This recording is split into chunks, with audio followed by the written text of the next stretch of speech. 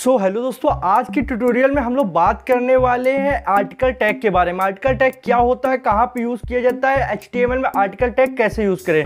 दोस्तों ये जो टैग है ये पूरी HTML के अंदर बहुत ही यूनिक टैग है और बहुत ज़्यादा यूज़ किए जाने वाला टैग है। तो आप A to Z इन्फॉर्मेशन जानने वाले हो तो इस वीडियो को बस लास्ट तक देखिए। चलिए स्टार्ट करते हैं अपने ट्यूटोरियल को। हेलो गाइस, हम लोग आ चुके हैं अपने मोबाइल स्क्रीन पे। आज हम लोग बात करेंगे दोस्तों एक बहुत ही फेमस टैग है HTML के अंदर जिसका नाम है आर्टिकल।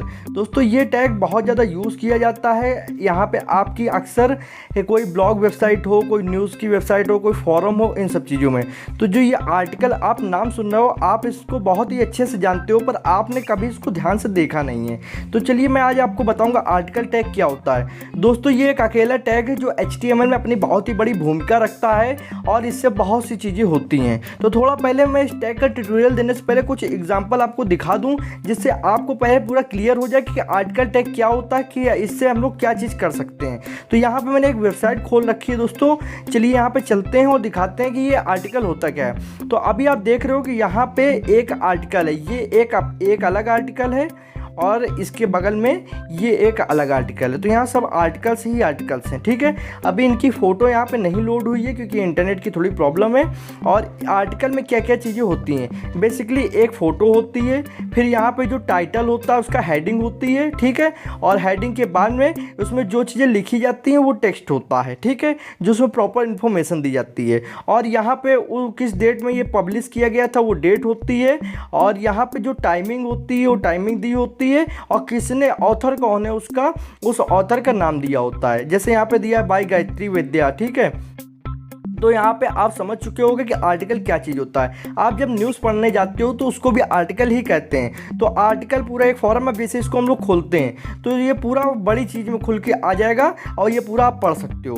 तो ये एक तरीके का ये छोटा जब फॉर्म था तो इसको कह रहे थे आर्टिकल। तो आर्टिकल छोटे छोटे आपको दिख रहे हैं, ये एक आर्टिकल है, उसके बगल में एक आर्टिकल है, ये जितने भी आप देख रहे हो सब आर्टिकल्स हैं। तो इनको हम लोग HTML वेब पेज में वेबसाइट के अंदर कैसे लिखते हैं तो चलिए जान लेते हैं। अभी मैंने यहाँ पे कोई कोडिंग नहीं करी है। आप ऊपर ट्रायंगल वाले ऑप्शन पे क्लिक करके आप प्रीव्यू देख सकते हो कि कोडिंग हुई है या फिर नहीं हुई है। तो अभी यहाँ पे कुछ भी नहीं हुआ है, सिंपल वाइट वेब पेज है। अब यहाँ पे हम लोग आर्टिकल लिखने वाले हैं। दोस्तों अगर आपको ये ना पता हो कि हम लोग कोडिंग किस ऐप में कर रहे हैं तो इस पर प्रॉपर मैंने एक वीडियो बना रखी है, आप उसको देख सकते हो।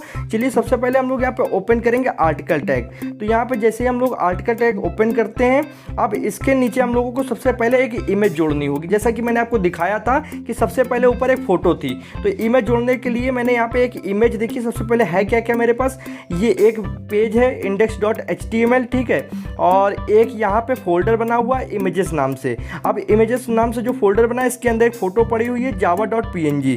तो इसको फोटो को भी मैं आपको दिखाता हूँ, कुछ इस तरीके से है। तो चलिए अब हम लोग बनाते हैं अपना एक आर्टिकल। तो सबसे पहले हम लोग इमेज जोड़ेंगे। इमेज कैसे जोड़ी जाती है, img टैग से। अगर आप img टैग के बारे में नहीं जानते हो तो मैंने पहले एक वीडियो बना रखी है, उसको देखिए, फिर आप जान जाओगे कि इमेज कैसे जोड़ी जाती है। तो यहाँ पे सबसे पहले हम लोग लिखेंगे इमेजेस और उसके बाद में बैक स्लैश देंगे और उसकी जो फोटो का नाम था java.png। ओके, इतना लिख लिया। अब हम लोग को इसको लिखने के बाद में इसकी हम लोग विड्थ भी दे सकते हैं और हाइट भी दे सकते हैं, विड्थ भी दे सकते हैं। तो यहाँ पे हम लोग विड्थ दे लेते हैं। तो यहाँ पे इसकी विड्थ हमने दे दी। अब उसके बाद में स्क्वायर का निशान लगाया, हम यहाँ पे रखेंगे 300। तो यहाँ पे 300 रख लेते हैं। ये इसका साइज़ है चौड़ाई का, ठीक है। अब हम लोग ने एक फ़ोटो को लगा दिया है दोस्तों। अब हम लोग यहाँ पे एक हेडिंग लिखेंगे। तो हेडिंग यहाँ पे H1 लिखेंगे। तो चलिए आपके सामने ही लिखता हूँ H1, तो हेडिंग 1। और अब इसका यहाँ पे जो चीज़ होती है, जो जिस बारे में आप लिख रहे हो उसका टाइटल डालिए। तो मैं लिख रहा हूँ जावा और लैंग्वेज, तो जावा लैंग्वेज के बारे में लिख रहा हूँ तो वही यहाँ पे लिख दूंगा। ओके, हेडिंग करना है क्लोज, जैसे कि सभी टैग क्लोज होते हैं तो हेडिंग टैग भी क्लोज होता है। अब इसके बाद में हमारा एक फ़ोटो हो गया, एक यहाँ पे हेडिंग हो गया। अब एक पैराग्राफ होगा जिसमें मेन डिटेल्स होती हैं। तो पैराग्राफ यहाँ पे तो P लिख देंगे पैराग्राफ। और पैराग्राफ के बाद में यहाँ पे पैराग्राफ के बारे में मैंने थोड़ा सा यहाँ पे नोटपैड में लिखा हुआ है कि जावा लैंग्वेज क्या होता है। तो इसको कर लेंगे यहाँ से कॉपी और वहाँ पे जाके पेस्ट कर देंगे। तो आपको जो भी पैराग्राफ में लिखना है वो आप लिख लीजिए। हो सकता है कुछ आपको डाउट हो अभी, पर मैं गारंटी लेता हूँ वीडियो देखने के बाद आपके सारे डाउट्स बिल्कुल क्लियर हो जाने वाले हैं। तो यहाँ पे मैंने लिख लिया है आर्टिकल। अब यहाँ पे हम लोग पैराग्राफ को क्लोज कर देंगे।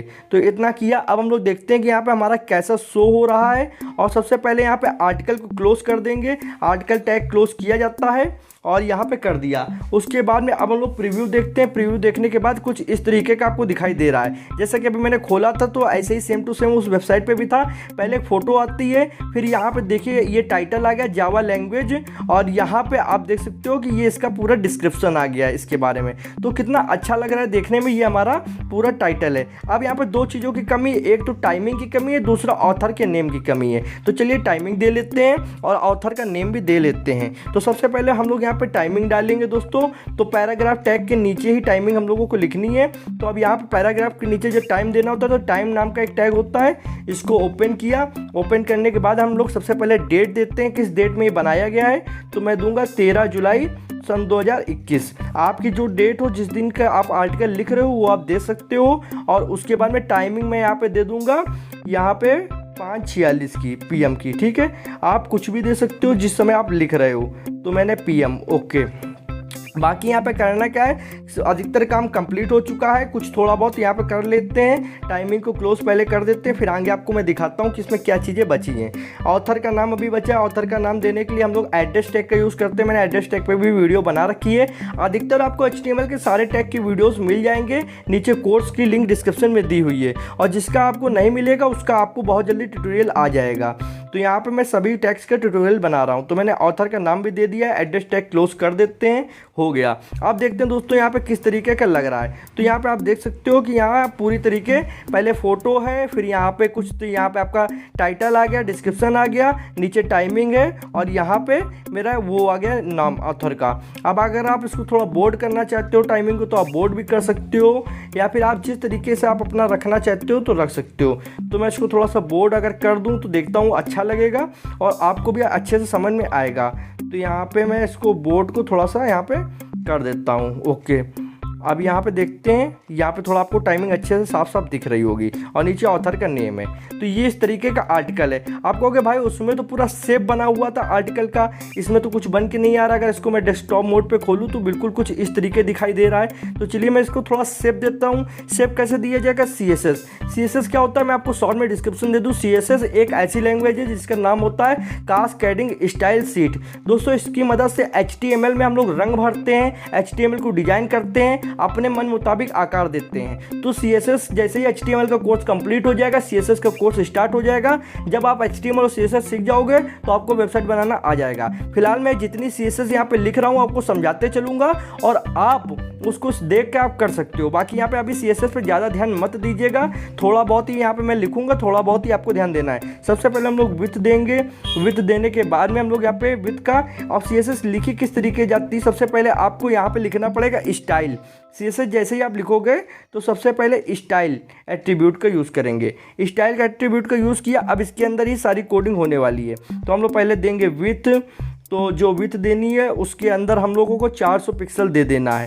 तो देखते हैं जिस हिसाब से कम ज़्यादा होगा एडजस्टमेंट हो जाएगा। तो यहाँ पे 400 पिक्सल दे दिया, ओके। अब इसके बाद में हम लोगों को आगे देना पड़ेगा बॉर्डर, और फिर उसके बाद में पैडिंग देनी पड़ेगी। तो यहाँ पे देते हैं बॉर्डर। बॉर्डर देने के लिए हम लोग बॉर्डर लिखेंगे, यहाँ पे बॉर्डर एट्रीब्यूट का यूज़ करते हैं, और यहाँ पे मैंने बॉर्डर लिख लिया है। और स्पेलिंग पे बिल्कुल ध्यान दीजिए, HTML CSS में स्पेलिंग की लेटर्स को बहुत ध्यान दिया जाता है।